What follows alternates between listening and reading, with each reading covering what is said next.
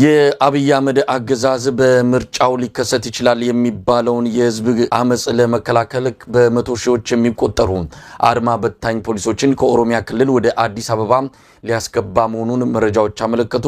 እነዚህ የአድማ በታኝ ኃይሎች ከምርጫው በኋላ ህዝብ ተቃውሞ ያስነሳል የሚለውን ስጋት ለመቅረፍ ማንኛውንም አይነት እርምጃ እንዲወስዱ ትዕዛዝ ከወዲሁ የተሰጣቸው እንደሆኑ ነው የተመለከተው።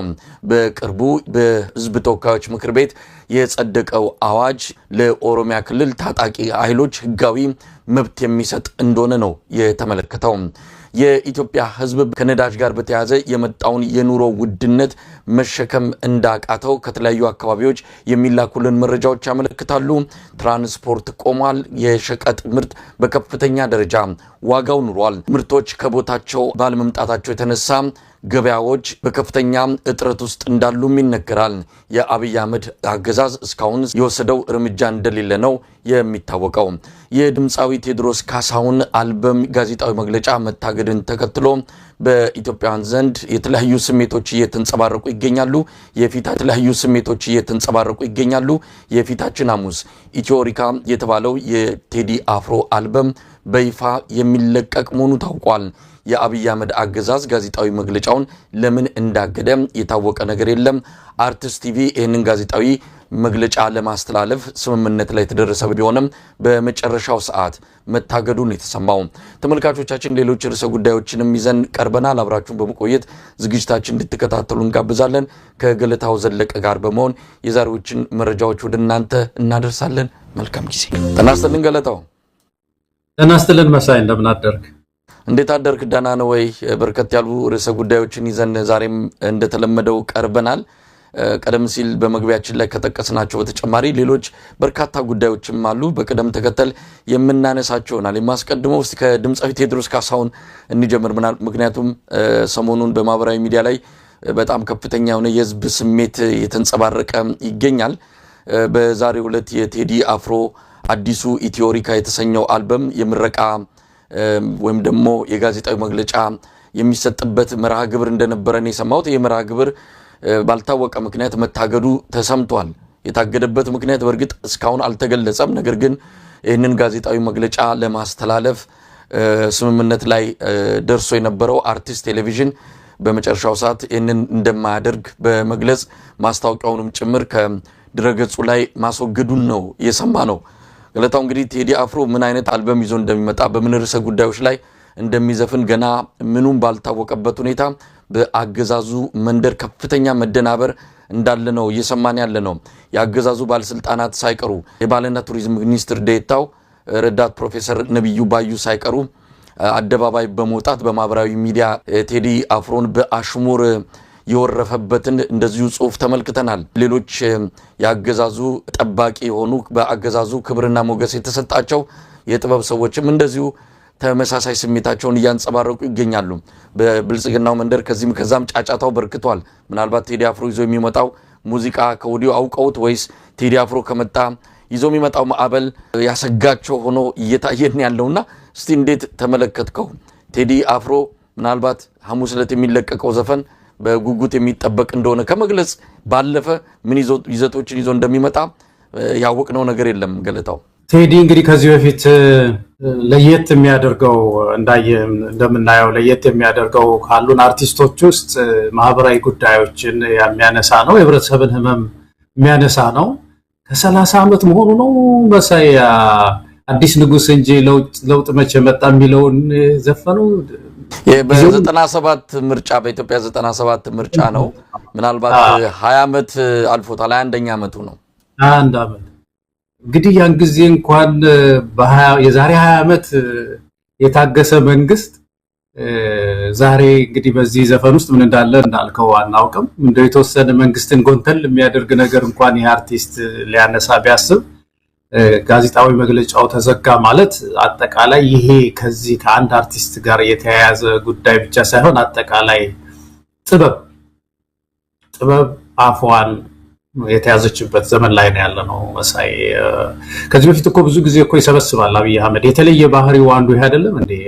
የጥበብ ሰዎች እንዳይናገሩ የኢትዮጵያን ችግር በድራማ እንዳያሳዩ በስነ ግጥም እንዳያሳዩ ምናባቸው እንዳይከፈል ህመሙን እንዳያሳዩ መልሰው ብዙ ጊዜ እኮ እነ ዳንኤል ክብረት እየሰበሰቡ እኮ ጸጥ ለማሰኘት ብዙ ጥረት የሚያደርጉ ሰዎች ናቸው። እዛ ስብሰባ ላይ አይቼው አላውቅም። ቴዎድሮስ እዚህ እነ ዳንኤል ክብረት የሚሰበስቡት ኦሪንቴሽን ላይ አይቼው አላውቅም።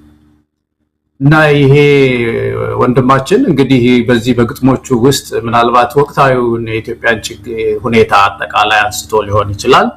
እና እንግዲህ እንደዚህ አይነት እግድ ሲመጣ እኔ አንድ ሰው የዚህ የቴዎድሮስ ጉዳይ ብቻ ሳይሆን አጠቃላይ ሀገራችን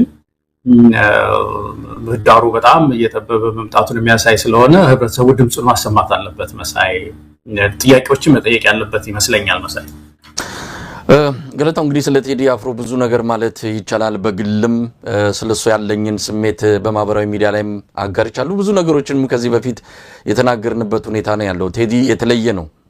ጥበብ የሰጠችውን ጸጋ ለኢትዮጵያ ህዝብ አንድነት፣ ፍቅር፣ ኢትዮጵያዊነትን በማጉላት ረገድ ሌላ ምንም የተጠቀመው ነገር የለም። የጦር መሳሪያ አላነሳም፣ ሌላ ነገር አላደረገም። ግጥምና ዜማ ይህንን ድንቅ የተፈጥሮ ችሎታውን ተጠቅሞ የኢትዮጵያን ህዝብ ስሜት ሲጠብቅና የኢትዮጵያዊነትን ክብር ሲያጎላ የምናውቀው ነው። ቴዲ አፍሮ በተደጋጋሚ ስራዎቹ ይህንን አሳይቷል። በህወሓት ኢህአዴግ ዘመንም እንደዚሁ በ17 መርፌ በጠቀመው ቁምጣ አዲስ ንጉስ እንጂ ለውጥ መች መጣ ብሎ የዘፈነው ዘፈን እንደ ቂም ተይዞበት በመኪና አደጋ ሰበብ ወደ እስር ቤት ያስገቡበትንም ታሪክ እናስታውሳለን። ከዛን ጊዜ ጀምሮ ቴዲ አፍሮ በእርግጥ በፖለቲካው ጉዳይ ላይ ብዙም ፊት ለፊት ወጥቶ አስተያየት ባይሰጥም በሙዚቃዎቹ ግን ስሜቱን ከመግለጽ ያገደው ነገር የለም።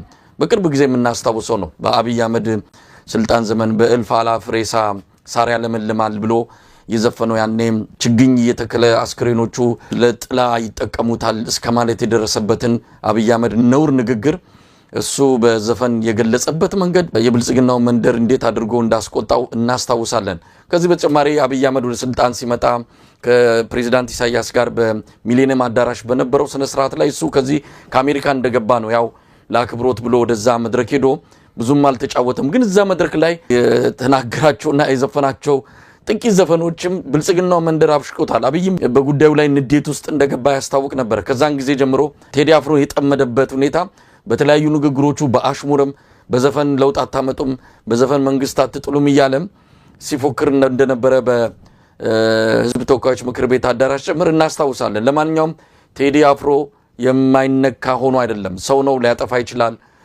ሰው ነው፣ ሊሳሳት ይችላል።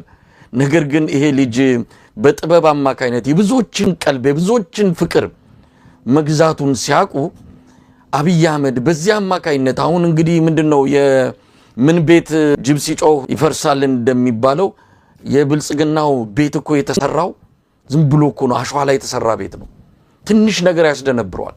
ገና ያልወጣ የቴዲ አፍሮ አልበም ገና በዜናው እኮ ነው እንደነበሩት። ለማንኛውም ቴዲ አፍሮ ወደ ኋላ የሚመለስ አይደለም። ስሜቱን፣ ፍላጎቱን፣ እምነቱን፣ ተስፋውን በሙዚቃ አድርጎ ለኢትዮጵያ ህዝብ ይገልጻል። የሚመጣውንም ዋጋ ለመቀበል ዝግጁ የሆነ ኢትዮጵያዊ ነው። በእውነት በጣም እንኮራበት የትውልድ ምልክት የሆነ የኛ ዘመን አርአያ የሆነ እሱም መንካት ማለት በቀጥታም ይሁን በተዘዋዋሪ ከቴዲ አፍሮ በላይ ነው ጉዳዩ። ትውልድም መንካት ነው። ጋዜጣዊ መግለጫ ማስቀረት ብዙም ትርጉም ያለው ነገር አይደለም። አልበሙንም ቢሆን ለማውጣት የተዋዋለው አንድ ሰዋሰው የተሰኘ መተግበሪያ በዛ አማካይነት እንደሚወጣ ነበር የሰማነው። በመጨረሻው ሰዓት ውሉ መሰረዙን ነው እንግዲህ መረጃው በትክክል ለኛ እንደደረሰን ከሆነ ለምንድን ነው የተሰረዘው የሚለውን ለማጣራት ሞክረናል። እንግዲህ ሙዚቃዎቹ ውስጥ ያሉ አንዳንድ ጉዳዮች ይሄ ሰዋሰው የተባለው መተግበሪያ ፍቃደኛ አልሆነም በሱ አማካኝነት እነዚህ ዘፈኖች እንዲለቀቁ። እነዛ ዘፈኖች ምንድናቸው፣ ከአገዛዙ ጋር ምን አገናኛቸው የሚለውን እንግዲህ ሲወጣ የምናየው ነው። ነገር ግን ይሄ ሰዋሰው የተባለ መተግበሪያ ያንን ለምን ከለከለ በይፋ መግለጫ ባይሰጥም በዛ ጀርባ ያሉ ሰዎች ከአገዛዙ ጋር ያላቸው ግንኙነት ውሳኔውን ሊወስኑ እንደሚችሉ ከጥርጣሬም በላይ መረጃው ለኛም ደርሶናል። ለማንኛውም ሐሙስ ሩቅ አይደለም። ለምን እንደሆነ አንዳንዶች ቸኩለዋል።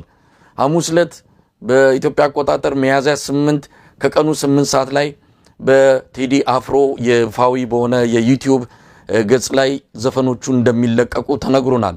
እንጠብቃለን፣ እንሰማለን። እንግዲህ ያለውን ሁኔታ በጋራ የምንመለከተው ይሆናል። ነገር ግን ብልጽግና በዚህ ደረጃ ለምንድነው የተንጫጫው? ረዳ ፕሮፌሰር ነብዩ ባዩ ምንድነው ከዚህ አንፃር ከህዝብ ጋር መሆን የህዝብን ስሜት መጠበቅ? እንግዲህ ገዢዎች ኃላፊዎች ናቸው።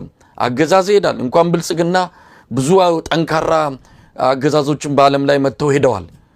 ኋላ ከሚኖሩት ህዝብ ጋር እንዲህ ሆድና ጀርባ ለመሆን በዚህ ደረጃ ፊት ለፊት ወጥቶ በአሽሙር ይህንን የጥበብ ሰው መወረፍ ተገቢም አይደለም። የቴዲ አፍሮ በሚሊዮን የሚቆጠር ደጋፊ መልስ እየሰጣቸው ነው። ግን ብልጽግና መንደርን እንዲህ ምን አስደነበረው የሚለውም ጥያቄ እንዴት ትመለከተዋለህ? እኔ መሳይ አሁን ስትናገር በምናብ ወደኋላ ነው ወደ ታሪካችን የወሰደኝ። የሚገርም ነገር በኢትዮጵያ ታሪክ ውስጥ የመጀመሪያው ካሴት የሸክላ ነው አይደለም? የሸክላው የመጀመሪያ የሸክላ ካሴት ነጋድራስ ናቸው። ታሪኩን ከኔ በላይ የምታውቀው ይመስለኛል መሳይ። እሳቸው ናቸው ያሳተሙት እና ነጋድራስ ተሰማ ሸቴ ናቸው። የመጀመሪያው ጀርመን ሀገር ነው የታተመው እና የመጀመሪያው ሸክላ የታተመው ያን ጊዜ ነው እና በዛ ጊዜ የሸክላ ቴፕ ማዳመጫ ያላቸው መሳፍንት ብቻ ናቸው፣ ልዑላን ናቸው። ሌላ ደሃው ህዝብ የለውም። እና ያ ሸክላ ካሴት አሁን ዩቲዩብ ላይ ያለው ገብተው ቢያዳምጡት አድማጭ ተመልካቾች ይችላሉ። እና አብዛኛው የፖለቲካ ዘፈን ነበር።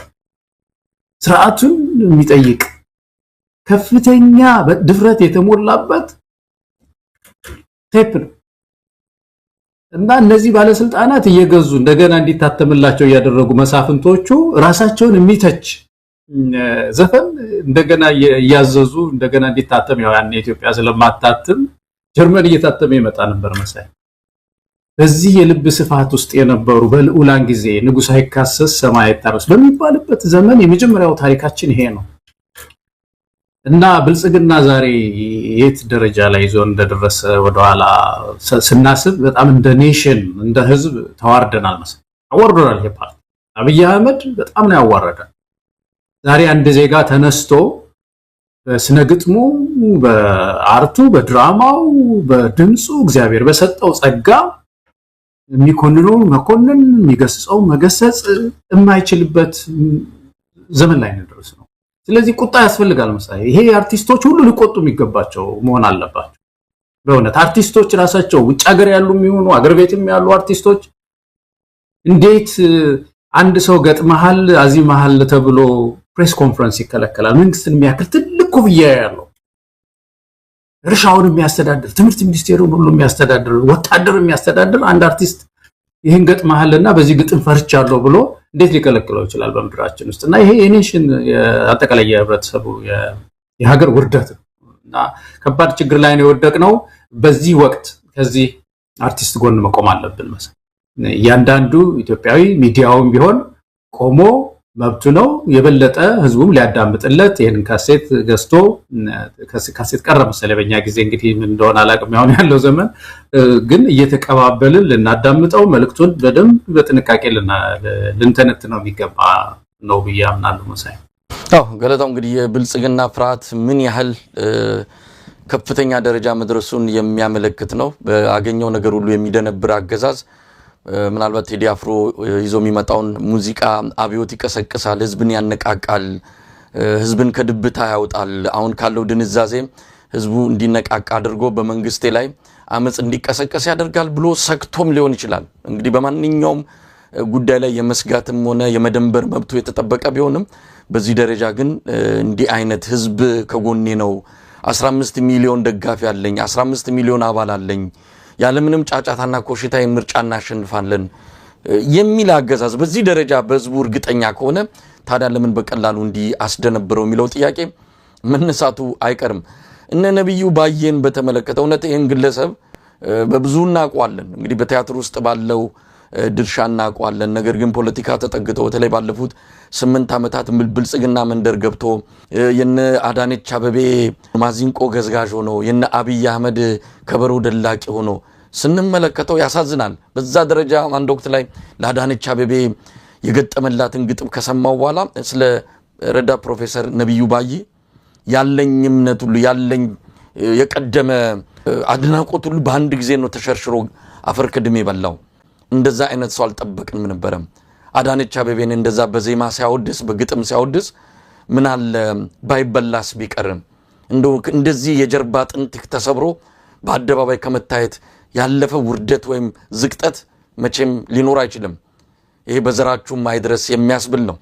ከንቲባችን በርደን ኦፍ ፕሩፍን ከኃላፊዎች ወደ ተቺዎች አዙረዋል ያስባለሁ። ግርማ ሌሊትን፣ ድምፀ አራዊትን፣ ብርደ ክረምትን፣ የቀትር ግለትን፣ የነፋስ እንግልትን፣ የሰው ፊት እሳትን፣ የተቺ ምላስ ስለትን ችላችሁ የእይታ አድማስ ያሰፋችሁ፣ የመንገድ ስፋት ያንጣለላችሁ፣ ድንጋይ ጌጥ የኳላችሁ፣ ከትንፋቅ ቆሻሻ የታገላችሁ፣ ጽዱ ሜዳ የጤና መስክ ያቆማችሁ፣ ተክለ ሕይወትን ተክለ ውበትን የመንገድ አጸድ ያበጃችሁ፣ ያሰባችሁ ያሳሰባችሁ፣ የሰራችሁ ያሰራችሁ ወንድሞቼ እህቶቼ ሁላችሁም ምስጋና ይግባችሁ።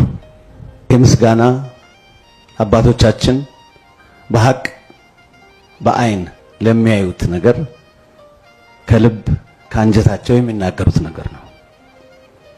የአዲስ አበባ አስተዳደር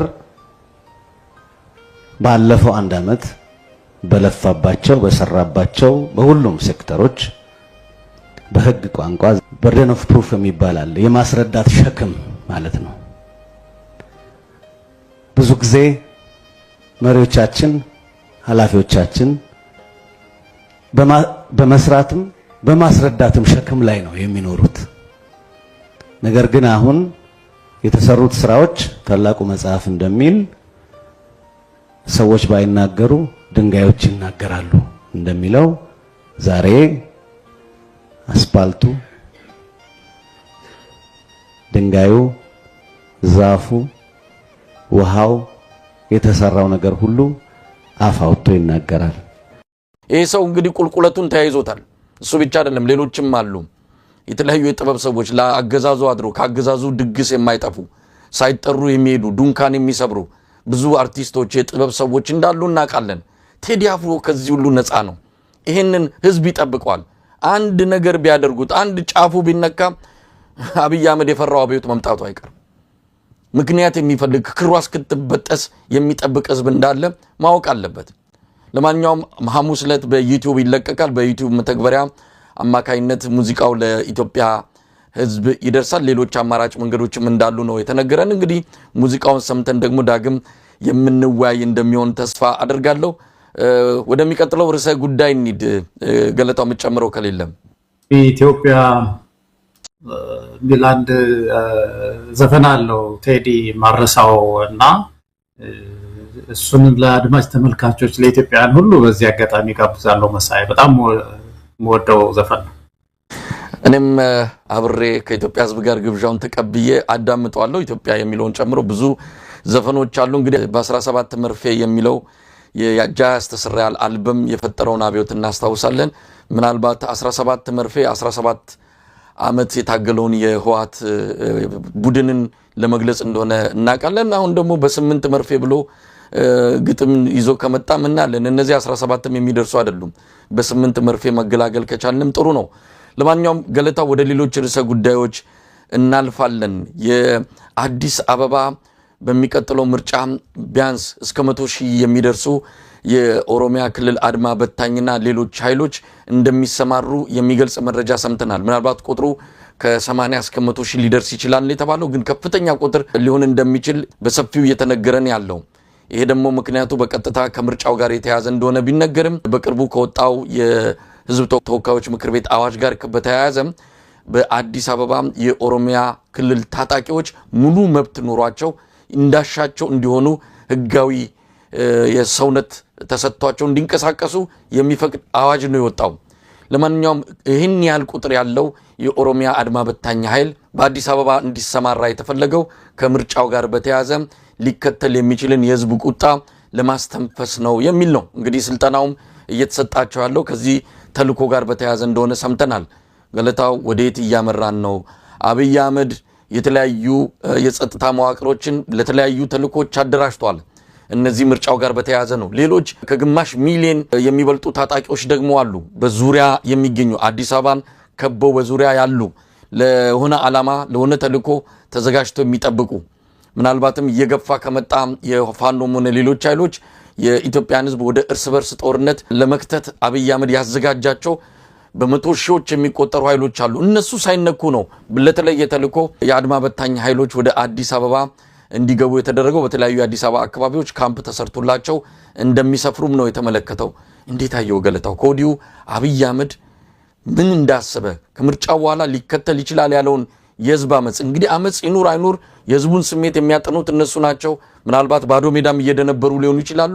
ነገር ግን ቢቀሰቀስ እንኳን ሊወስድ የሚችለውን እርምጃ ከወዲሁ እያሳየን ነው።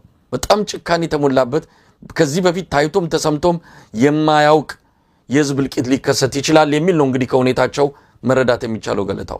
አዎ በዚህ አዲስ አበባ ላይ አብይ አህመድ እቅድ ነበረው። ገና ወደ ስልጣን እንደመጣ አካባቢ ብዙ ሰው በጣም ዳተኛ ሆነ እንጂ ማለዳ ነው የጀመሩት የነበረው አስተዳደሩን የመቀየር በተለይ ይህን አስፈጻሚውን ፖሊስ አካባቢ ለውጦች የማምጣት ስራዎች ይሰሩ ነበር በትኩረትና ያን ጊዜ አንዳንድ የነቁ ሰዎች ሃይበሉ እናንተ ሰዎች በጣም አደገኛ የሆነ አካሄድ ይሄ ሰው እየሄደ ነው ያለው። በተለይ አዲስ አበባ ያሉባት ብዙ መዋቅራዊ ችግሮች አሉ። በተለይ የአስፈጻሚ ግጭት ደግሞ ከባድ ችግር ላይ ጥላታል የሚል ነገር ነበረ። ወቅቱ ጥሩ ስላልነበረ ብዙ ሰው ትኩረት ሳይሰጠው ቆይቶ በኋላ ህግ ሆኖ በጣም ቁጭ ያለ ምሳሌው ሲፈራ የነበረው ህግ አድርገው በፓርላማ የኦሮሚያ ክልል ፍርድ ቤት የኦሮሚያን ሀብቶች በኦሮሚያ ፍርድ ቤት ያያል የሚል ህግ ወጣ። የሚያስገርም ነገር እኮ ነው። በሳይስቲ እንደው ፓርላማ ውስጥ ቢሆን ይሄ አዋጅ ሲቀርብለት እዛ ውስጥ ዝም ብሎ ይሄ ሲምፕል እንትኖች አድሮ ተጠይቆች ሎጂክ የሚባል ነገር መጠየቅ የለበትም እንዴ? ምን ሆንክ? የአዲስ አበባ ፍርድ ቤቶች ምን አድርገው ነው ይሄ ራሴ ፍርድ ቤት አቋቁማለሁ እዚህ ከተማ ውስጥ የምትለው? ምን አስቆረፈው? የኦሮሚያ ዕቃ ሲነካ የአዲስ አበባ ፍርድ ቤት ኦሮሚያ ጽፈት ቤት ውስጥ የኦሮሚያ ጽፈት ቤት ውስጥ ያለ አንድ ነገር ቢዘረፍ ያንን ሌባ ወስዶ የአዲስ አበባ ፍርድ ቤት እንዳያየው የፈለከው ለምንድን ነው? ምን ችግር አለ በፍርድ ቤት ዙሪያ የሚል ነገር እኮ አልተጠየቀም። ይችላል መብቱ ነው ምናምን ብሎ አጸደቁት። የሚያስገርምህ ደግሞ ይሄ ብቻ እንዳይመስልህ የኦሮሚያ አስፈጻሚ መምጣት ብቻ አይደለም። በጣም የሚያስገርምህ ነገር ኦሮሚያ አዲስ አበባ ላይ ቤተ መንግስት ማስቀመጥ ወይም ደግሞ ዋና ከተማው ያደርጋል የሚል ህግ የለም። እኛ እኮ ለምን መቼም አዲስ አበባ የኦሮሞም የትግሬም የአማራም ሁሉም መቀመጫ ናት። አዲስ አበባ የሁላችን ሀገር ናት። ግን በህግ የታሰረ ነገር የለም። በህገ መንግስት እንኳን ይሄ ነገር አልተቀመጠም። በኦሮሚያ ህገ መንግስት ላይ የለም፣ አዲስ አበባ ቻርተር ላይ የለም። የኢትዮጵያ ህገ መንግስትም የሚለው አዲስ አበባ ዋና ከተማ ናት ነው የሚለው። ራሷን ታስተዳድራለች ነው የሚለው። ራሷን ማስተዳደር ማለት የራሷ ፖሊስ ይኖራታል፣ ፍርድ ቤት ይኖራታል፣ አስፈጻሚ ይኖራታል ማለት ነው። ይሄንን ተላልፈው ቤተ መንግስት ገንብቶ ቁጭ ነው ያለው። መጨረሻ ላይ እንግዲህ ወታደር እናስገባለን የሚል ነገር መጨረሻ ላይ አመጡ። ፍርድ ቤት የራሳችንን እናቋቁማለን አሉ አመጡ። ዋናው ዓላማቸው ይሄ ነበር። አስፈጻሚ የሚሆን እንደ ሚሊሻ ፖሊስ ማምጣት ነው። ከፍርድ ቤት ጋር የተያያዘ ስራ የሚሰራ ተብሎ በዛ ሰበብ ማለት ነው። እና ዋናው ነገር እንግዲህ አዲስ አበባ ውስጥ ከፍተኛ የሆነ የአስተዳደር ግጭት የአስፈጻሚ ግጭት ይፈጠራል ማለት ነው። ይሄ ከባድ ችግር ነው የሚሆነው። ህብረተሰቡንም በስነ ልቦና በጣም የሚጎዳ ነው የሚሆነው። ለተለያዩ ኢሰባዊ አያያዞች የሚያጋልጥ ነው የሚሆነው። አንዴ ኦሮሚያ ፖሊስ ያዘው ይባላል፣ አንድ ጊዜ አዲስ አበባ ያዘው ይባላል፣ አንድ ጊዜ ፌደራል ነው ይባላል። በዚህ መካከል ከፍተኛ የህብረተሰብ ዋስትና የሴፍቲ ችግር ውስጥ እንዲገባ አዲስ አበባ ህዝብ ያደርጋል ማለት ነውና አንዱ ይሄ ነው። ከዛ ባሻገር ግን የምርጫውን በተመለከተ እንግዲህ ይሄንን ህግ ክፍተት ተጠቅመው ብዙ ሚሊሻዎችን አመጡ ነው የሚባለው። ዓላማው እንግዲህ ምርጫውን ጸጥ አድርጎ በተለይ አዲስ አበባ ውስጥ ምንም አይነት ተቃውሞ እንዳይፈጠር አድርገው አፍነው ይዘው ያንን ህዝብ ብልጽግና አሸንፏል የሚል ትልቅ ኮንፈረንስ ለማድረግ ነው። ስለዚህ እኔ የአዲስ አበባ ህዝብ በአጠቃላይ የኢትዮጵያ ህዝብ ይሄንን ተሸክሞ መኖር የለበትም። ተቃውሞ መውጣት ነው ያለበት። የአዲስ አበባ ራሷን ማስተዳደር መብቷ ነው። እንደዚህ አይነት አሰራር አንቀበልም የሚል ህብረተሰብ እስከሌለ ድረስ እነዚህ ሰዎች ምንም ከልካይ የላቸው ምንም ከልካይ ሊኖራቸው አይችልም በዚህ የፌደራል መንግስቱ የጸጥታ ኃይል መድቦ ምናልባት የፈሩትም ነገር ካለ የፌደራል ፖሊስን ጨምሮ የመከላከያ ሰራዊት ሌሎች የጸጥታ ኃይሎችን አሰማርቶ የፈሩትን ነገር ማስታገስ ወይም ደግሞ እነሱ እንዳሉት ሳይነሳ ወይም ደግሞ አመጹ ሳይቀሰቀስ ማዳፈን እንችላለን ያሉትን መፈጸም ይችላሉ ነበር ለምንድነው ከኦሮሚያ ክልል ያደረጉት ለምንድነው በዚህ ደረጃ ይሄንን ስርዓት የሚጠብቅ ምናምነው ኃይል ይሄ ብቻ ነው ማለቱ በራሱ ከቅርብ ጊዜ ወዲህ በፊትም በርግጥም ሐሳቡ ነበረው ያኔ ቤተ መንግስታችን ተነካ ብለው ከሱሉልታና ከሰበታ የመጡ ነበር ካለበት ቀን ጀምሮ የሱን መንግስት ሊጠብቅ የሚችለው ኃይል ኦሮሞ ነው አሁንም ምርጫው ላይ አዲስ አበባ አመጽ ቢከሰከስ ሊያስታግስ የሚችለው የኦሮሞ ኃይል ነው ብሎ እነዚህን ያሰለጠነና ልዩ ተልኮ ሰጥቷቸው ሊያሰማራ መሆኑ የሚነግረን ብዙ ነገር አለ ምናልባት ወደ ኋላ ላይ እናነሳለን ያምቦ ህዝብ የገባበትን መከራ እውነት የሥርዓት የኦሮሞ ህዝብ ሥርዓት ነው ወይ እውነት የኦሮሞ ህዝብን መብት ያስጠበቀ ነው ወይ በዚህ ሥርዓት ኦሮሞ በፊት ከነበረው ጭቆና ተላቋል መጠነ ሰፊ የሉና አደጋ እፎይ ብሏል ይሄንን ጥያቄ መመለስ እንችላለን ወይ አምቦ ዛሬ መከራ ውስጥ ገብታለች እኮ በብልጽግና ካድሬዎች በብልጽግና የአንድ ሰሞን ሀብታሞችና የበለጸጉ ሰዎች እየተደበደበ እየተገደለ ያለ ያምቦ ህዝብ ይመስክር ለማንኛውም ለምን አስፈለገም የዚህ ስርዓት ጥባቂ ኦሮሞ ነው የሚል መልእክት በተደጋጋሚ ባለፈው 8ኛ ዓመቱ በዓለ ሲመት ሲከበር በኦሮሚያ ደረጃ ነው ትልቅ ሰልፍ የተደረገው ለምንድነው ይሄንን መልእክት አብይ አህመድ በደንብ ከፍ አድርጎ እንዲታይና እንዲናኝ የፈለገው ምናልባት ከዚህ አንፃር ማንሳት የሚገባን ይመስላል አደገኛ አዝማሚያም ስለሆነ ለኢትዮጵያ ህዝብ የእርስ በርስ ግጭት የተጠመቀ ሴራ ስለሆነ ይሄንንም በደንብ ፈትሸን ህዝቡ እንዲያውቀው ማድረግ አለብን ገለታው ትክክል ይሄንን ጥያቄ መጠየቅ ተገቢ ነው መሳይ እንዲ ውስጡን በደንብ ያፍታቱ ማየት ለመከላከልም ራስን ለመጠበቅ የአዲስ አበባ ህዝብ ህብረቱን ዩኒቲውን ጠብቆ ለመከላከል እንዲችል ያግዘዋልና አንዱ እንግዲህ የዚህ ስርዓት መቆሚያ እንደመጣ ኢትዮጵያዊነት ነው አይደለም ሲሰብክ የነበረው ልክ መጽሐፉ ምን የለም ስኩስቴስ የለም ምን የለም ሁሉ አንድ ናቸው እንደሚለው አይነት አማራ የለም ኢትዮጵያ የለም ስንሞት ኢትዮጵያዊ ምንድነው ስንኖር ኢትዮጵያዊ ነን የሚል ነገር ነበር የነበረውና ያ ጉዳይ ኢንች አልተራመደም አልጋው ይዋዠቀ መጣና በኋላ እንግዲህ መንጠላጥያ ደግሞ ፈልጋለሁ እንግዲህ አንድ መንግስት ስልጣን ላይ የሚያቆየው ህብረተሰብ ነው ህብረተሰብ ከተፈረካከሰበት ሌላ መንጠልጣይ ይፈልጋል እና አንዱ ሙስና ነው የሚቆይበት መንገድ ሌላው ደግሞ የብሔር ግጭት የሃይማኖት ግጭት ለአንዱ ቆም ያለው ወደ አንዱ ጋር ውሽቅ ማለት ወይም ወደ አንዱ ዋሻ መፈለግ እና አሁን ሽመልስም ሲናገር ብዙ ጊዜ እንከታተለዋለን አይደለም ስርዓቱን ጠብቆ የኦሮሞ ህዝብ ያገኘውን ይሄንን ወገገን ይሄንን ብርሃን ጠብቅ እያለኮ ነው ሽመልስ አብዲሳ የሚናገረው ለኦሮሞ ህዝብ የነጋለት ይመስል ለኦሮሞ ህዝብ በእውነት የተሻለ ስርዓት የመጣለት ይመስል ህዝቡ እርግጥ አሁን በኋላ እናነሳዋለን ያልከው ነው በተለይ በዚህ በመልካም አስተዳደር እጦት በጣም መከራውን እያየ በዛች ምድር ላይ ያለ ህዝብ ቢኖር የኦሮሞ ህዝብ ነው ስለዚህ አዲስ አበባ ውስጥ የተፈለገው ነገር አሁን አንዱ ትልቁ ነገር ምንድነው ማህበራዊ ቅራኔን ግጭትን ሆድና ጀርባ ማድረግን ይፈልጋል መንግስት አሁን በዛ ነው መቆም የሚችለው ዩኒየን ወይም ደግሞ ህብረትን ዩኒቲን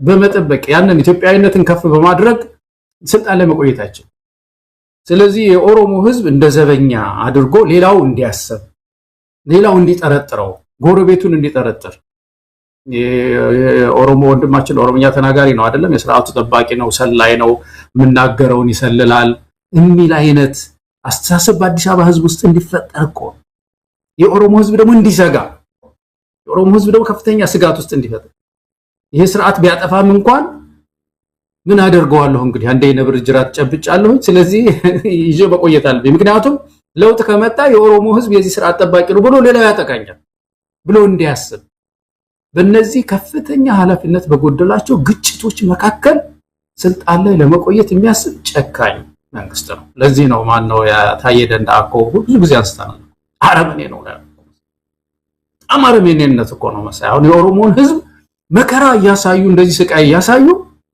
እንደገና ደግሞ አዲስ አበባ ላይ ዘበኛ ነህ አንተ ብቻ ነህ የምትታመነው፣ አንተ ነህ ዘበኛው፣ ተቆጣጣሪው አዲስ አበባን ያንተ ነው። ቀስ እያልን እኮ በሂደት እኮ ወደ ጂ ያስገባራት ነው አዲስ አበባ። አሁን ወታደሩን አስገብተናል፣ ቀስ ብለን ኢኮኖሚውን እንዘውረዋለን፣ እንዲህ ያደረግን እኮ እንቆጣጠራለን። የዘመናት የአዲስ አበባ ጥያቄ እኮ ነው አይደለም የብለስ ነው እኮ ነው ያለው የሚል አይነት መልእክት ነው ያስተላለፉ ያሉትና ከምንም በላይ የኦሮሞ ልጆች ኦሮሞ ወጣቶች በተለይ ይሄን ነገር መቃወም ያስፈልጋል። ሌላውም ደግሞ ቁማሩን መንቃት መቻል አለበት። ብዙ ጊዜ ያነሳነው ነው መሳይ የቁማር ቦታዎች አሉ ነው ወልቃይት፣ አዲስ አበባ ደግሞ ቀይ ባህር ተጨምራለች፣ ድሬዳዋ፣ የሶማሌ ክልል አካባቢ ሞያሌ አሉ ቁማር ቦታዎች አሉና እነሱን ነቅቶ የኢትዮጵያ ሕዝብ ሊከላከል ይገባል። መሳይ አብይ አህመድ የደገሰልን የጥፋት ድግስ ተቆጥሮም ያልቅ አይደለም። አሁን ደግሞ ምርጫው መጥቷል። ተስፋ ቆርጧል። በብዙ ነገር እየተሳካለት አይደለም። ብዙ ነገሮች ከጁ ያመለጡ ናቸው። እንዲህ አይነት አገዛዝ ኃላፊነት የማይሰማው አገዛዝ እኔ ከሞትኩ ሰርዶ አይብቀል አይነትም አመለካከት ያለው ግለሰብም ስለሆነም የኢትዮጵያን ጥፋት የኢትዮጵያ ምድርን አኬልዳማ አድርጎ ምናልባት እሱም በዛው ላይ ያልፍ ይችላል ወይም ደግሞ ብስ ብሎ ወደ አዘጋጀው ቦታ ሊሄድ ይችላል። ነገር ግን ያ ከመምጣቱ በፊት ኢትዮጵያውያን አንድነት፣ ህብረት፣ መናበብ የሚያስፈልግበት ወቅት ላይ እንገኛለን። ይሄ ምርጫ ወቅት ራሱ ምርጫው ይዞ የሚመጣው ትኩሳት አለ። አብይ አህመድ ይህን አጋጣሚ ተጠቅመው ሊፈጥር የሚችለው የሰብአዊ እልቂት ቀውስ ይኖራል። ይህን ሁሉ ነቅተን መጠበቅ የሚገባን እንደሆነ ነው ማምነው። በዚህ ወደ አምቦ ጉዳይ እንምጣ። ገለታው ኦሮሞ ህዝብ ላይ እንደዚህ አይነት ጭካኔ እየፈጸመ ነው። እንግዲህ የኦሮሞ ጠባቂ የኦሮሞ መንግስት ነው። ይሄ እናንተ ጠብቁት፣ ወደ ቀደመው ዘመናችሁ እንዳትመለሱ፣ አሁን የመጣው ስርዓት የናንተ ነው፣ የኦሮሞ ህዝብ አምጦ የወለደው ስርዓት ነው፣ እንዳይኑ ብሌን ሊጠብቀው ይገባል ነው። ሰሞኑንም ሽመልስ አብዲሳ እንደዚህ አይነት መልእክት ያላቸውን በተለያዩ አዳራሽ ዘግተው የሚያወሩትን እየሰማን ነው። እንደውም ድርሽ አይሉም ሰሜኖቹ፣ እዚህ ድርሽ አይሉም፣ አዲስ አበባን አይረግጧትም እያለ ሲዝትም ሰምተናል። ይሄ እናንተ ነው እያለ ከሌላው የኢትዮጵያ ህብረተሰብ ክፍል ጋር ሊያቃቅርና ደም ሊያቃባ ትልቅ ስብከትና ቅስቀሳ እያደረጉ ነው ያሉት። በዚህ ማለት ነው እንግዲህ አምቦ የምንሰማው ነገር እጅግ የሚያሳዝን የሆነው። እንግዲህ ቪዲዮውን ለማሳየት የምንችለው አይደለም። በጣም ይሰቀጥጣል፣ በጣም ያማል። እንደዚህ አይነት ዜጎችን የስርዓቱ ባለጊዜዎች ከብልጽግና ጋር ተጠግተው ሀብታም የሆኑ ከብልጽግና ጋር ተጠግተው ስልጣን ያገኙ ግለሰቦች መጫወቻ ሆኗል የአምቦ ህዝብ። የተገደለው ሰው ቁጥር በጣም ከፍተኛ እንደሆነ የሚደበደበው የየለት የአምቦ ህዝብ ስቃይ ሆኗል። በገዛ የብልጽግና ፓርቲ አባላት እርምጃ እየተወሰደባቸው የሚገኘው። እስቲ ገለታው እዚህ ላይ ምን ማለት ይቻላል? ይሄ ግልጽ ማሳያ ነው የኦሮሞ ህዝብ የገባበትን መከራ። ከምንም በላይ ያኔስ መናገር ይችላል። ምክንያቱም ህወሓት ነበረ ቤተ መንግስት ያለው ያንተ ሰው አይደለም እየተባለ ከፍተኛ የሆነ ቅስቀሳ እየተደረገበት መስዋዕትነትንም ከፍሎም ቢሆን መንግስት እንዲለወጥ አድርጓል። አሁን እርስ በርስ ነው ራሱ ኦሮሞ ውስጥ ነው ያንተ መንግስት ነን ላንተን የመጣ ነው እያሉ የኦሮሞን አንድነት ያፈረሱ ኦሮሞ አንድ ሆኖ በኢትዮጵያዊነቱ እንዳይቆም እግሩን የሰበሩት እና አብይ አህመድ ስለ ራሱ እንኳን እንዳይናገር አድርገውታል። እግሩን ነው አሳስረው ያስቀመጡት። የአምቦ ህዝብ ሌላ ቦታም እየደረሰ ያለውን መከራ በዚህ አጋጣሚ መጥቀስ ይቻላልና እዚህ ላይ ምን ማለት ይቻላል ገለታው? የኦሮሞ ህዝብ በጣም መከራ ውስጥ ነው ያለው። መቼም ያልተመቸው ህዝብ አሳዛኝ ህዝብ ነው። በመሰረቱ መቼም ያልተመቸው ብዙ መከራ ውስጥ የወደቀ ህዝብ ነውና የበለጠ ችግር ውስጥ የወደቀው ደግሞ በዚህ ጊዜ ነው። ብዙ የኦሮሞ አካባቢ ያሉ ወገኖቻችን ለዛ ህዝብም ትግል ቆም ያለው ብለው ረጅም ጊዜ የሚታገሉ ሰዎችም ይሄን የሚመሰክሩት ነው። መሳይ በንጉሱ ጊዜ በለው በደርግ ጊዜ በለው በኢህአዴግ ጊዜ በለው እንደዚህ አይነት መከራ አይቶ ያቅም ነው የሚሉት። በብዙ ችግር ውስጥ ነው የወደቀው። መልካም አስተዳደር ጥያቄ ያየህ እንደሆነ እኮ በቀበቶ እኮ የሚገረፍ ህዝብ ሆኗል እኮ። ክብረ ነክም እኮ ነው መሳይ። በአንዳንድ በኩል ስታየው መቼም ትልቅን ሰው አባት አይተሃል። አንድ ጊዜ ጅማ ውስጥ እንደውም በቪዲዮ ቀርቧል። ግብር ካርኒ ጠይቀዋል ተብለው ነው እኛ አባት የተገረፉ። ምን አገባህና ነው የምትጠይቀው ብለው የቀበሌ አስተዳዳሪዎች ወስደው በቀበቷቸውን አውልቀው እንደ ልጅ ነው የገረፏቸው መሳይ። የታሰረው ቁጥር አይታወቅም ነው የሚባለው ኦሮሚያ ክልል። አሳሪ አይታወቅም፣ ማን እንደሚያስረው አይታወቅም። ዝም ብሎ ታስሮ ይገኛል። አመት ይቆያል፣ 2 አመት ይቆያል። አሳሪው ካልተገኘ አይፈታም ይባላል። እና ከባድ ችግር ውስጥ ወድቋል ይሄ ህዝባችን። እና አሁን አንደርስታንዲንግ ኢች አዘር ያስፈልጋል፣ አንዱ አንዱን መረዳት ማለት ነው። የኦሮሞ ህዝብ ችግር አማራው በደንብ ሊረዳው ይገባል። ይሄን ክፉ ጊዜ የምናልፈው በዚህ ነው። የትግራይ ወንድማችን ይሄንን እንዴት አድርጎ እንደሚጠቀምበት አዲስ አበባ ላይ እንደተጠቀመ ሰው ዘበኛ አንተ ነህ፣ ዋና አስተናባሪ ጊዜው ያንተ ስለሆነ አስተናባሪ አንተ ነህ፣ አሳላፊው አንተ ነህ፣ ጠባቂ አንተ ነህ ብሎ እንዴት ሊያመጣው ቻለ ብሎ አማራው ደቡቡ ሁሉ ይሄንን መረዳት መቻል አለበት። የኦሮሞ ወጣት ይሄን መረዳት አለበት። የዚህ ስርዓት ማብቂያው ትብብር ያሳየ እንደሆነ ነው። ኢህአዴግ እኮ የፈረሰው በጎንደር ድምጽ አይደለም፣ ብዙ ጊዜ አነሳ ነው። በየቦታው የሚፈሰው ደም የኔ ደም ነው ያለ ጊዜ የጎንደር ወጣት ያ ድምጽ እያስተጋባ ሄዶ የኦሮሞ ወንድሞች ደግሞ በየቦታው የሚፈሰው የአማራ ደም ደሜ ነው ያሉ ጊዜ ኢህአዴግ የጥል ግድግዳ ያ የብሔር እያጋጩ ብሔር አማራና ኦሮሞን እያጋጨ የቆመ ክፉ ስርዓት ድርምስ ነው። አሁንም ይሄ ስርዓት የአብይ አህመድ ስርዓት የቆመው በተለይ የኦሮሞን ህዝብ እንደዚህ እንደጋሻ መከታ አድርጎ እያስጠቃ በጦር እሱን እያስመታ እዛ ውስጥ ለመወሸቅ የሞከረ ሴረኛ ሰው ስለሆነ እኔ ሁላችን ልንረዳ ይገባል። ግን ከፍተኛ ችግር ውስጥ ነው የወደቀው። በትራንስፖርት መጉላላት በለው፣ በኢኮኖሚ ችግር በለው፣ በሙስና ስም የለውም ነው የሚባለው ኦሮሚያ ክልል ውስጥ ያለ ሙስና። አሁን ወደ አማራ ክልል ስትሄድ ፋኖም ስለሆነ አብዛኛውን የተቆጣጠረው እንደዚህ አይነት ነገር ብዙ አትሰማ። የኦሮሚያ ክልል በቃ ያለ ሳንቲም የምታስፈጽመው ነገር የለም። ከፍተኛ ችግር ውስጥ የወደቀ ህዝብ ነው የህዝባችንና ይሄን ክፉ ጊዜ ግን ዋናው ማሰሪያችን የመንግስትን ስስ ብልት ማወቅ መቻል አለብን። እንዴት ነው በምን ጥበብ ነው የቆየው ይሄ መንግስት አብይ አህመድ የሚለውን ነገር አንደርስታንድ ስናረግ ሲገባ ያን ጊዜ ራሳችንን ሀገር ማትረፍ እንችላለን። መሳይ ገለታው የአምቦውን ጉዳይ በተመለከተ እንግዲህ የሚወጡትን ቪዲዮዎች በማህበራዊ ሚዲያ ላይ በስፋት የተሰራጨ በመሆኑ ምናልባት አጋጣሚውን ያገኘ ሰው ሊመለከተው ይችላል። ያየ ሰው ሁሉ ግን አዝኗል። ያየ ሰው ሁሉ ግን በዚህ አገዛዝ የኢትዮጵያ ህዝብ የገባበትን መከራና ዕዳ በሚገባ የሚረዳው ጉዳይ ነው። ምናልባት ይሄ ስለተቀረጸ ይሆናል። ያልተቀረጹ ስንት እንግልቶች፣ ያልተቀረጹ ስንት የሰው ልጅ ግፎች እንዳሉም ደግሞ በዚህ አጋጣሚ ድምዳሜ ሰጥተው መግለጽ ይቻላል። ገለታው ምናልባት የአምቦውን በተመለከተ ለምንድን ነው እንደዚህ የሚያደርጉት የሚለውንም በተለይ ጀዋር መሐመድ ጉዳዩን እየተከታተለ ያለው በሰፊው ተከታታይ የሆነ መረጃ እያቀበለ ነው የሚገኘው። አንደኛ እዛ ቡድን 20 የሚባል ስብስብ አለን የተባለው ይሄ በየኦሮሚያ ክልሎች ከተሞች ውስጥ ያለ መዋቅር ነው። ቡድን 20 ይባላል። ህጋዊ መዋቅር አይደለም። እንደዚህ በወረቀት የተጻፈ ስትራክቸር ወይ መዋቅር ያለው ስብስብ አይደለም። እንዲሁ ይታወቃል። 120 ቡድን 120 ይባላል። 120 ማለት 120 ሰዓታት ናቸው። 5 ቀናት። በእነዚህ 5 ቀናት እንዴት መበልጸግ ይቻላል ነው። እንዴት ከመንግስት መንጥፎ የመንግስት ካድሬ የመንግስት ባለስልጣን ሆኖ እንዴት በ5 ቀን ውስጥ ከነጭ ያጣ የነጣ ደሃ እንዴት በ5 ቀን ውስጥ ሀብታም መሆን ይቻላል ነው። በዛ ውስጥ ሀብታም የሆኑ ሰዎች ስብስብ ማለት ነው ቡድን 120 የሚባለው። ይሄ በአሁኑ ሰዓት ብልጽግናን የጀርባ አጥንት የሆኑ ብልጽግናን ደግፈው በየቦታው ምናየው የብልጽግና ጫጫታ ከነዚህ ሰዎች የሚመጣ እንደሆነ በደንብ የምናየው ጉዳይ ሆኗል። ስለዚህ ዘረፋ አለ፣ ትልቅ ዘረፋ። ከዘረፋው ጀርባ ደግሞ እንዲህ አይነት መጠነ ሰፊ የሰብአዊ መብት ጥሰት አለ። ቀደም ሲል እንዳልከው ነው ኦሮሚያ ክልል ስርዓት አልበኝነት ተስፋፍቷል። ከየትኛውም ክልል ባልተናነሰ እንደውም በከፋ መልኩ ኦሮሚያ ክልል እኮ ሰሜን ሸዋ መሄድ አትችልም። በየቀኑ ባለስልጣናት እየተገደሉ ነው። የኦሮሚያ ክልል ወረጃ፣ አርሶ፣ ሰላሌ እነዚህ አካባቢዎች እኮ በሰላም እጦት ሰው ቀንበር ተሸክሞ ወደ እግዚአብሔር እኮ እየለመነን ያለው መንግስት የሚያድነን ስለሌለ ቢያንስ ለአምላካችን ልመናችን እናቅርብ ብሎ አደባባይ የወጣበት ሁኔታ ነው ያለው። የኦሮሞ ህዝብ ስቃይ ውስጥ እኮ ነው ያለው። ስም የሌለው ግብር፣ ስም የሌለው መዋጮ።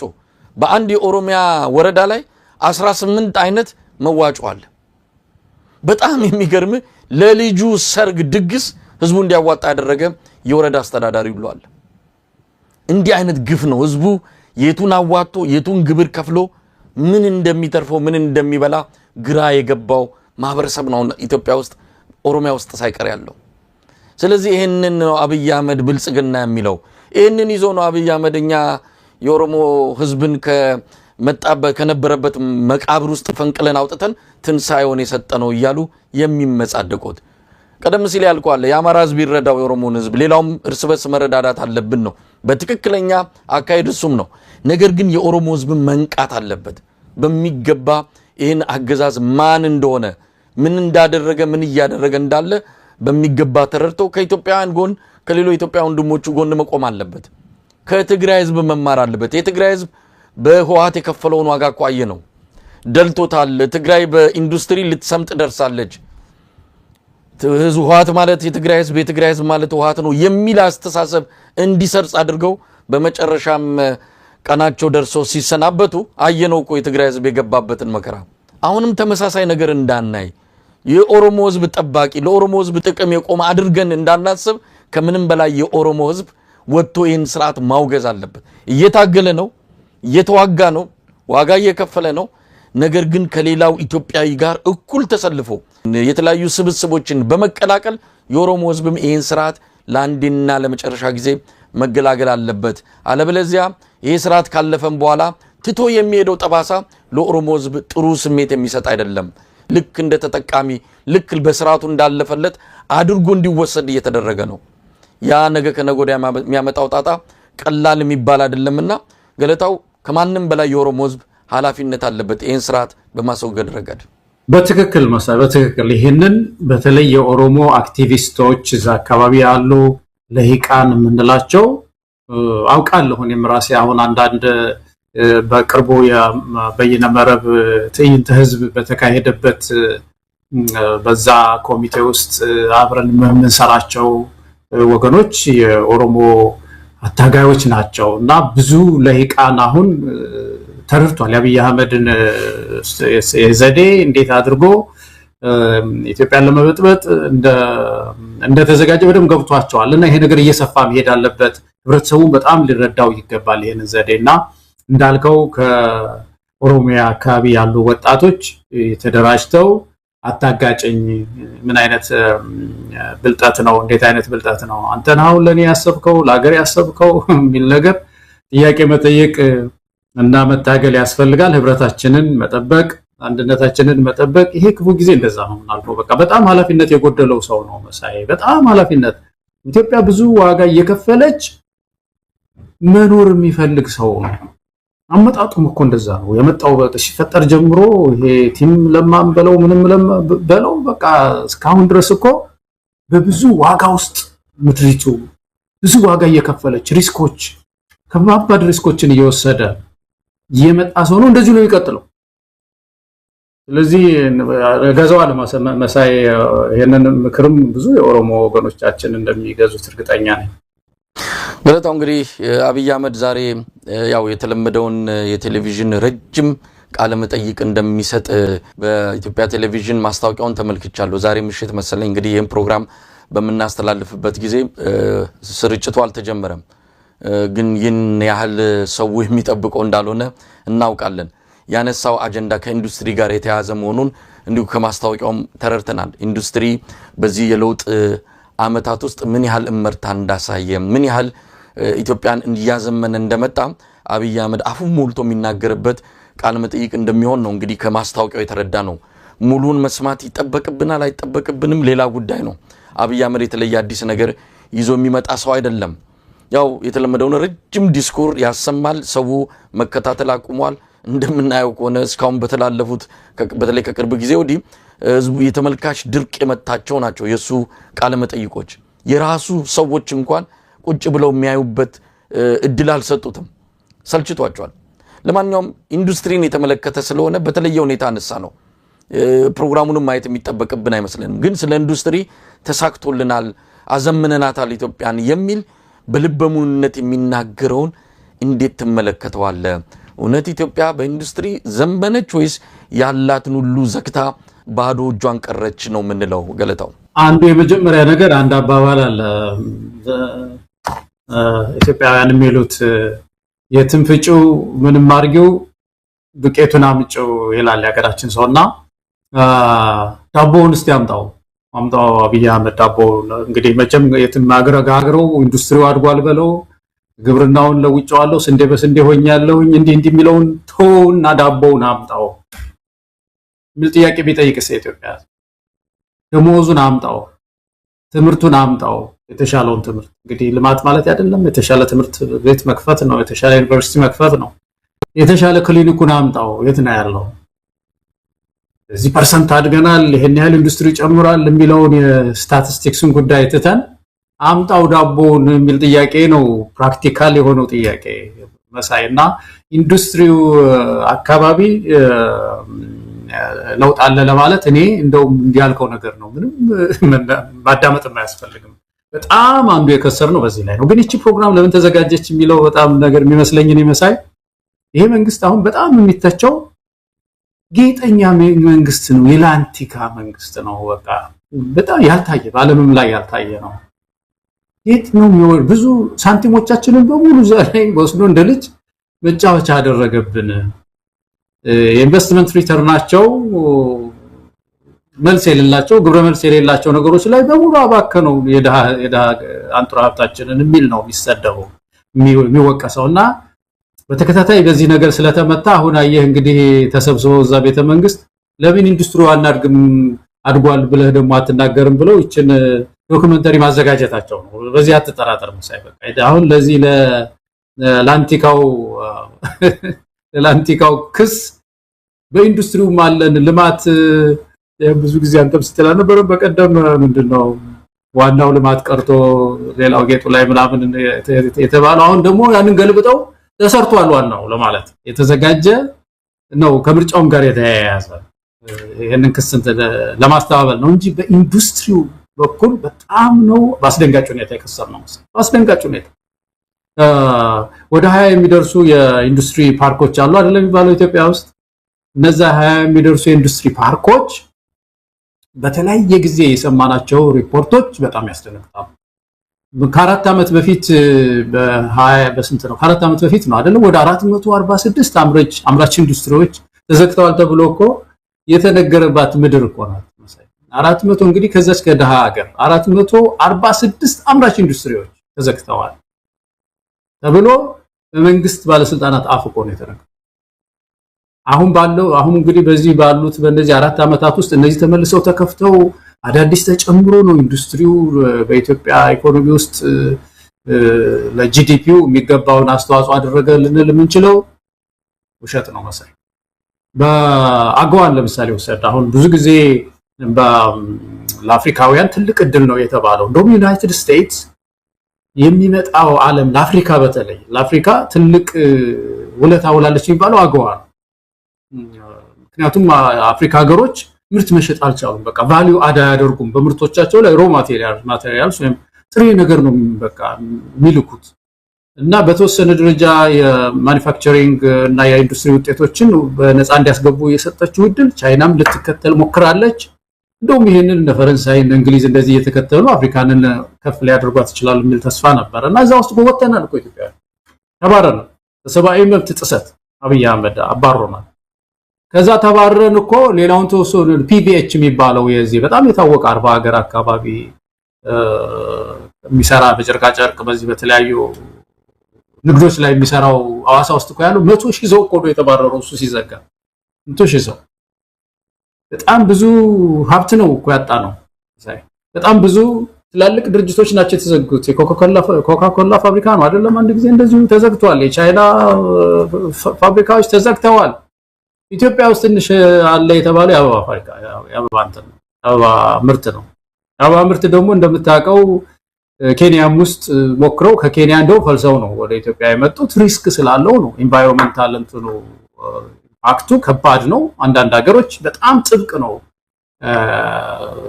ህጎቻቸው ጥብቅ ናቸው አካባቢያቸውን እንዳይበከል ለማድረግ ማለት ነው እና ከኬንያ ተፈልሰው የመጡ ኢትዮጵያ ውስጥ አበባ ያመርታሉ መቼም ዳቦ የምናገኝ ከሆነ ብዙ ሪስክ ወስደን መቼም ይሁን ነገር ግን ከዛ ባሻገር በኢንዱስትሪው መርክ ይሄ ነው የሚባል ነገር ኢትዮጵያ ውስጥ የመጣ ነገር ከቶ ምን አለና ነው ይሄ ሰው አዲስ ዶክመንተሪ ይዞ የመጣው ምን ጥያቄ ነው መጠየቅ ያለብን መሳይ ቀደም ሲል የጠቀስከው ነው 400 ፋብሪካዎች እኮ ነው የተዘጉት በተለያየ ምክንያት አሁን እንደምንሰማው ሰሞኑን ከዚህ ከነዳጅ እጥረት ጋር በተያያዘ ፋብሪካዎች ከ1000 2000 ሰራተኞች ያሏቸው ፋብሪካዎች ሰሞኑን ስራ እየሰሩ አይደለም ምክንያቱ ደግሞ ሰራተኞችን የሚያመላልሱት ሰርቪስ አውቶቡሶች በነዳጅ ምክንያት መንቀሳቀስ አልቻሉም ሰራተኛው ደግሞ በትራንስፖርት ወደዛ የሚሄድበት ምንም እድል የለም።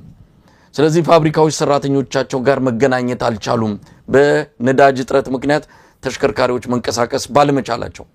ይሄ የአንድ የሁለት ፋብሪካ አይደለም፣ የአያሌ ፋብሪካዎች የአያሌ አነስተኛ ኢንዱስትሪዎች የገጠማቸው ፈተና ነው። አብይ አህመድ ለዚህ አልተዘጋጀም። ዝም ብሎ መንዳት ነው በቃ፣ የመጣውን ሁሉ መናገር ነው። ምንም ማጣራት የለ። መሬት ላይ ያለው ምንድነው እሱ አያስጨንቀውም። ምናልባት የተሳሳተ ሪፖርት እየላኩለት ነው እንዳይባል መቼም ፌስቡክ ላይ ተጥዶ የሚውል ማህበራዊ ሚዲያዎችን እየፈተሸ እናቃለን ያንን እንደሚያደርግ። ይሄ ግለሰብ የህዝቡን የኑሮ ሁኔታ አያቅም ብሎ መደምደም አይቻልም። ያቃል በሚገባ በደንብ ነው የሚያቀው። ከዛ ይልቅ ግን በአየር ላይ እየተንሳፈፈ ይላማለኝ በሰማይ አይነት የተስፋ ቃሎችን እየመገበ ዘንድሮም መቆየት ነው የፈለገው። ከዚህ ከነዳጅ እጥረቱ ጋር የተያዘውን የገጠመውን ፋብሪካዎች የገጠማቸውን ፈተና ከኃይል አቅርቦት ጋር ፋብሪካዎች የገጠማቸውን ፈተና ባለፈው አንስተናል። 56.4% የኢትዮጵያ ህዝብ የኃይል አቅርቦት የለውም። ፋብሪካዎች ኢንዱስትሪ አነስተኛ ኢንዱስትሪዎች መብራት እያገኙ አይደለም። ስለዚህ ምንድነው የሚያድገው? አፍ ላይ ነው የሚያድገው? የብልጽግና ወንጌል ላይ ነው የሚያድገው? ኢትዮጵያ ኢንዱስትሪ የት ነው ያለው? ይሄንን ቀደም ሲል የጠቀስካቸው ከ20 በላይ የኢንዱስትሪ ፓርኮች መጠለያ የሆኑበት ለሌላ አገልግሎት እየዋሉ ያሉበት አንዳንድ ቦታዎች እንደውም ወታደራዊ ቁሳቁሶች ማከማቻ እየሆኑ ነው። የአብይ አህመድ ወታደሮች ጊዜያዊ ማረፊያም እየሆኑ ያሉ የኢንዱስትሪ ፓርኮች እንዳሉም መረጃዎች ያመለክታሉ። ስለዚህ የትኛው ነው ስለ የትኛው ኢንዱስትሪ ነው የሚያወራው? ቃለ መጠይቅ በሰጠ ቁጥር የሰውዬ ነጥብ እየጣለ እንዳለ የኢትዮጵያ ህዝብ በደንብ ተረድቶታል። ትክክል መሳይ። እኛ ቅድም እንዳልከው ሰው የሙሉ ንግግር ባንሰማም አንዲት ኃይለ ቃል ትበቃለች። ያቺ ኃይለ ቃል ኢንዱስትሪው እያደገ ነው የሚል ከሆነ ለኛ በቂ ነው። ኢንዱስትሪው እያደገ አይደለም። በየዘርፉ ሁሉንም ማየት ባይቻል እንኳን አሁን መሰረታዊ በሚባለው ለምሳሌ ግብርና ነው ወሰን ጠጋ ብለን እንደው በጣም ብዙ ጊዜ የምንጠይቀው ስለሆነ ግብርናው ኢንዱስትሪ በሁለት ሊከፈል ይችላል። የመጀመሪያው በአሉን ምርቶች ላይ እሴት መጨመር ነው፣ ቫልዩ አድ የሚባለው ማለት ነው። ለምሳሌ ቡናችንን ብትወስድ መሳይ፣ አሁን ቡናችን ዝም ብለን ጥሬው ነው የምንሸጠው እንደምታውቀው እና በዚህ መካከል ይሄ እሴት መጨመር በዚህ ቡናችን ላይ መቁላት ለምሳሌ አሁን እዚህ ዳርክ ሮስት፣ ላይት ሮስት፣ ሚዲየም ሮስት የሚባል ነገር አለ አይደለም? አረር አድርጎ መቁላት፣ ከዛ ደግሞ መካከለኛ ገባ እንዳይለው አድርጎ መቁላት ወዘተ እየተባለ በየቦታው ሲሸጥ ታያለ። አሁን ኢትዮጵያ ወደዚህ እንኳን መግባት በዚህ ምርታችን ላይ አንድ ቫልዩ አድ ማድረግ አለባት፣ የተሻለ ገንዘብ እናገኝ ዘንድ ከውጭ ማለት። ይሄንን ለማድረግ ደግሞ ግብርናው ምርቶቻችን ላይ ቫልዩ አድ ለማድረግ ደግሞ ስራ ይጠይቃል። ኢንዱስትሪውን አግሪካልቸራል ኢንዳስትሪስ ማለት እኮ ነው። በመካከል እንግዲህ ይሄ ዝም ብሎ ቆልተን መሸጥ አንችልም። እንደምታውቀው የአውሮፓ ሀገሮች፣ የአሜሪካ ሀገራት የኳሊቲ ኮንትሮላቸው በጣም ውስብስብ ነው። ዝም ብሎ የተቆላ ቡና አይደለም የሚገዙት። የመቁያው ማሽን ምን ይመስላል፣ የሳኒቴሽን ጉዳይ ያነሳሉ፣ ስታንዳርድ አላቸው። ያንን የጠበቀ መቁያዎችን አዘጋጅቶ ኤክስፖርት ማድረግ ቫልዩ አድ አደረገ ማለት ነው ግብርናው። ሰሊጣችን ላይ እንደዛ ነው። ሌሎች የቅባት እህሎቻችን ላይ እንደዛ ሊሆን ይችላል። እንዲህ ቫልዩ አድ ማድረግ ነው። ይሄ ነው አንድ አግሪካልቸራል ኢንዱስትሪ የሚባለው። በዚህ ላይ ምንድነው የተሰራው? የምናውቀው እስካሁን ድረስ ያለንን ቡና ዝም ብለን መሸጥ ምንም ያደረግነው ነገር። ሁለተኛው የአግሪካልቸራል ማሽነሪስ ጉዳይ ነው። ለምሳሌ ገበሬው እጁ ላይ ምንድነው ያለው? አንድ ጎባጣ ምንድነው ቢላ እኮ ነው ያዘው። ማጭድ ይባላል ሌላው ሰው አይደለም። ማጭድ ማለት እንግዲህ ጎበጥ አድርጎ ያንን ቢላም የስንዴና የገብስ እግር መከርከር ማለት ነው። ቁጭ ብሎ 1 ሄክታር መሬት ለማጨድ አንድ ገበሬ ቤተሰቡ ሁሉ ሰብስቦ በደቦ መከራ ሲያይ ነው የሚወለው መሳይ። ይሄንን መቀየር እኮ በጣም ቀላል ነገር እኮ ነው በዚህ ዘመን፣ በጣም ቀላል ነገር። አነስተኛ በ1 ሊትር የሚሰሩ አነስተኛ ማጨጃዎችን ሰርቶ የገበሬው እጁ ላይ ያለውን ይሄንን መሳሪያ መቀየር፣ የእህታችንን ማበጠሪያዋን መቀየር። አሁን ብዙ አስተናል ከዚህ በፊት ይመስለኛል የጉራጌ እህቶቻችን የፌስቱላ የሚባለው በሽታ በጣም ወደዛ አካባቢ የተስፋፋ ነው። ምክንያቱ ቆጮ ሲፍቁ የሚፍቁበት መሳሪያ ስለሌላቸው ቁጭ ብለው መከራ እያዩ ነው የሚፍቁት። ለዛች መፋቂያ የምትሆን ነገር መስራት እኮ ያ ነው አግሪካልቸራል ኢንዱስትሪ ማለት ነው። አግሪካልቸራል ማኒፋክቸሪንግ ማለት እነዚህ ማሽነሪዎች ቶሎ ቶሎ እዛ ላይ ኢንቨስት ማድረግ ለዚህ ፋይናንስ ይጠይቃል ግብርናው ለማዘመን ማለት ነው። ይሄ የፋይናንስ እጥረት ከፍተኛ እጥረት ነው ያለው ግብርና ውስጥ መሳይ። ስለዚህ ግብርናው አልተሻገረም፣ ትራንስፎርም አላደረገም። ሌሎቹን ወደ ጨርቃ ጨርቅ የመጣህ እንደሆነ ወደ መድኃኒት የመጣህ እንደሆነ መድኃኒት ለምሳሌ የመድኃኒት መስራትን በተመለከተ ብዙ እጽዋት ያላት ሀገር፣ ብዙ አቅም ያላት ሀገር እስካሁን ድረስ አነስተኛ ኢንግሪዲየንት ሳይቀር ከውጭ ነው የምናስገባው። ሌሎች ማሽነሪዎችን በሚመለከት ኢትዮጵያ ማምረት የምትችላቸው ማሽነሪዎች ከውጭ ነው የምናስገባው። በቀደም አንድ ወንድማችን እየነገረ የነበረ የዚህ በእንጨት ላይ የእንጨት በፎረስተሪ ላይ ነው ጥናቱ። አሁን 90% በላይ የሚሆን ከውጭ እንጨት እናስገባለን ብለህ ታምናለህ መሰለኝ? ኢምፖርት በጣም በኢምፖርት ላይ የተመሰረተ ነው የኮንስትራክሽን ስራዎች ጣውላው ምናምኑ ማለት እኮ። ዱባይ እንደመተላለፊያ ሆና እንጨት የሌላት ሀገር ትሸጣለች ለኛ። ከሌላው ትገዛና እዛው ዝም ብላ ስላቆየችው ብቻ ምናምን ትንሽ አትርፋ ቸፕ ታደርግልናለች ለኛ። ከተለያዩ ሀገሮች እናስገባለን እና ኢትዮጵያ ተክላ ኤክስፖርት ማድረግ የሚችል የአየር ጸባይ ያላት ምድር ይሄ ኢንዱስትሪ ይሄ አግሪካልቸራል ኢንዱስትሪ ስላላደገ እንደዚህ ኢምፖርት በኢምፖርት ላይ ነው ያለነው እና በአጠቃላይ የኢንዱስትሪ እርሻውንም ያየን እንደሆነ ሌሎች ዘርፎችንም በየዘርፉ ያየን እንደሆነ መሳይ ትኩረት ስላልተሰጠ ኢንዱስትሪው እያደገ ነው ለማለት አይቻልም። እና እያደገ የመጣው ሎጅ ነው። በቃ አሁን የሎጅ ላይ የሚሰጠውን ይስጥ ያን መግለጫ ቢሰጥ እኛ ተነስተን አሁን የሎጁን ቁጥር ቢጨምሩልን ያልከራከርም መሳይ። ለምሳሌ አሁን 20 ሆነ ያለው 50 ሎጅ ይጨምሯል ቢባል አይደለም 50 አልተሰራም ብለን አንከራከርም እዚህ ላይ። ምክንያቱም ከፍተኛ ትኩረት ነው ያለው፣ የሀገር ሀብት እየፈሰሰ ነው ያለው።